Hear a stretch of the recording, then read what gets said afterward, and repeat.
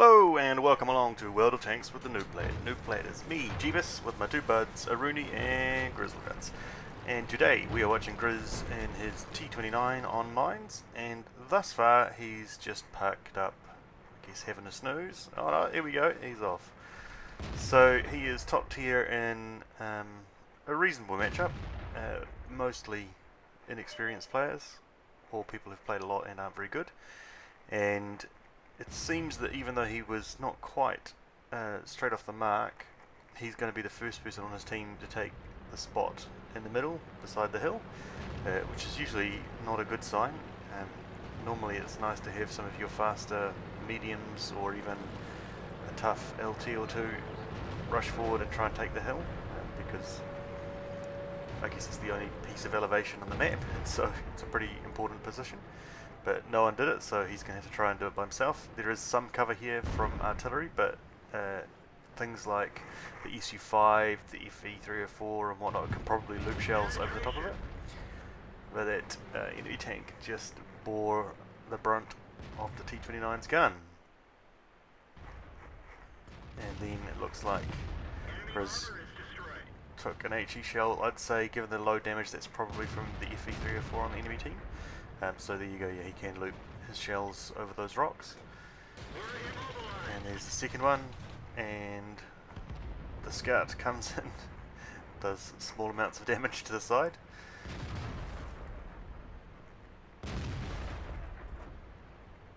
So, thus far, Grizz hasn't been too successful. He's lost half his health. He's picked up one kill, but he's sort of up against it here with two heavies in front of him. And he's only got the support of one medium who's now on only 2% health. And he's been getting shells from artillery dropping on him, so I think that's a sensible option now, is to fall back. Bouncing shell from across the right. Oh, just missing a shot on that AMX there, which is a bit of a pity, but bounces the AMX back, which is good. Looks like there were two HE shells that landed on him at that point as well, and one of them bounced, so that's pretty lucky. If it was the FE, it wouldn't have done a huge amount of damage, but oh, and then the enemy T29 makes a bit of a misplay there, exposing the lower plate, getting a bit too side on. So Grizz was able to take a nice shot to track him and hold him in place, and should get a second one in without too much threat of return fire.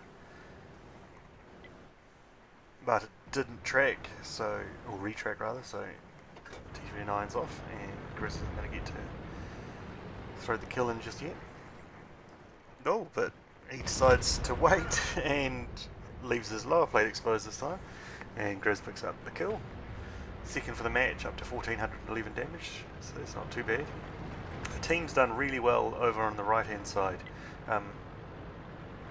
Really swept it over there, but I think they're probably under a bit of pressure around the cap.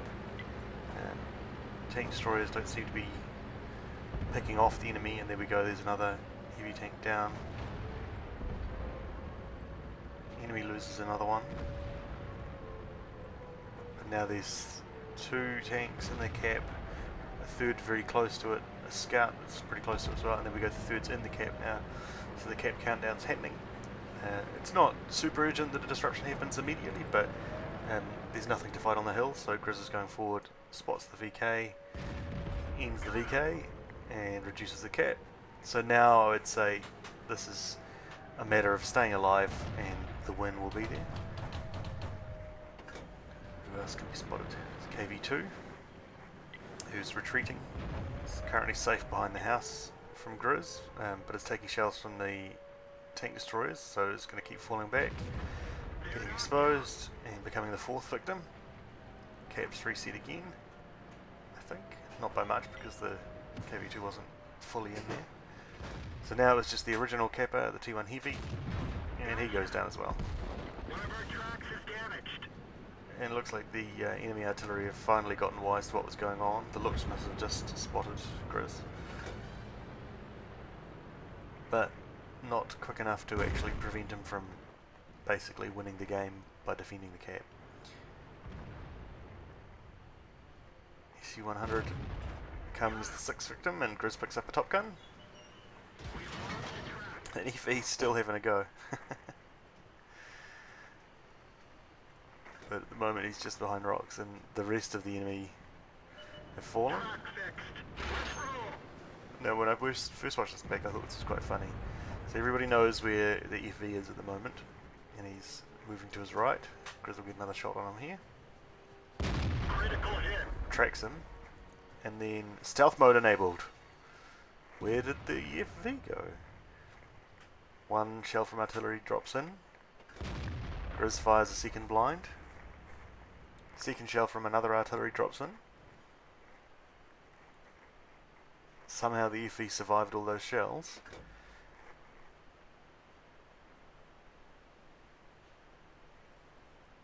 And the reason is the FV wasn't there.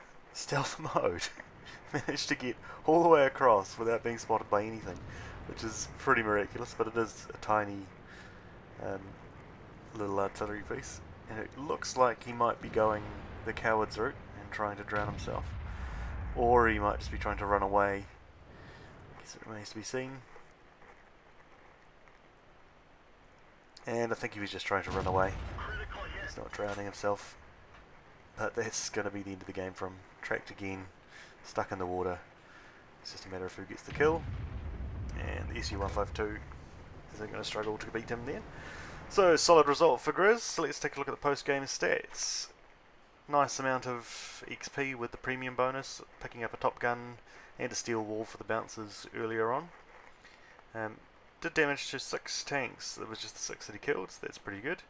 And you can see in the damage stats that he's not quite enough to pick up the high caliber as well, but I guess was picking up the kill shots, which is the way forward.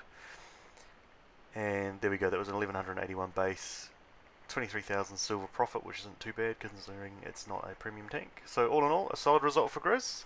Thanks very much for watching, and we'll see you on the next one.